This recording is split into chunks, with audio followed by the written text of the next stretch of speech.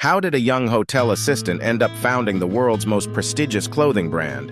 Here are the keys to Guccio Gucci's success. To understand where it all began, we have to go back to 1882, in Florence, the city of art and fashion. That's where the future fashion revolutionary was born. However, it was not in Italy where he found his inspiration. Raised in a humble family and the son of a merchant, Guccio had to work from a very young age to bring money home and ensure there was food on the table.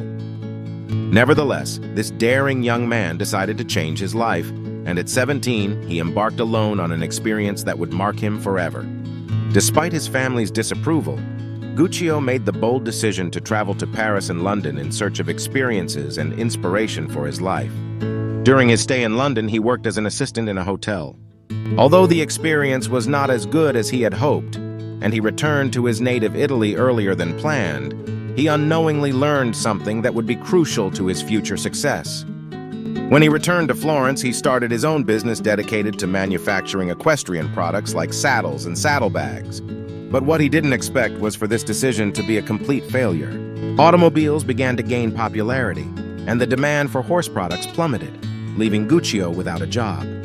So how did Gucci manage to create an empire from scratch? Married and with 6 children to support, Guccio founded a leather goods and luggage company in Florence at the age of 40. This decision would forever change the fashion industry.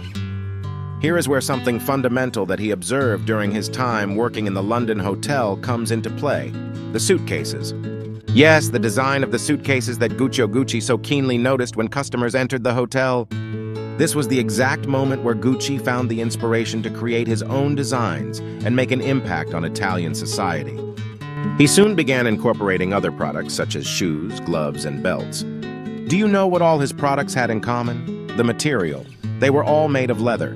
The designer reused the leftover leather from his previous equestrian products business. But what was the secret to his success? Gucci's secret was that all his designs were exclusive. No 2 models were the same. If you bought a product, you were the only person in the world who had that design. During the 1930s, the success of his brand grew relentlessly, becoming the envy of other merchants.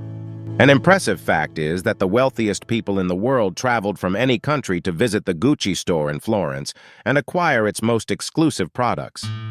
Gucci's sales skyrocketed, and the designer opened a boutique in the most exclusive area of Rome. The brand, represented by 2 interlocking Gs, had caused a total revolution in the fashion world. In the midst of his success, a major problem arose for the brand.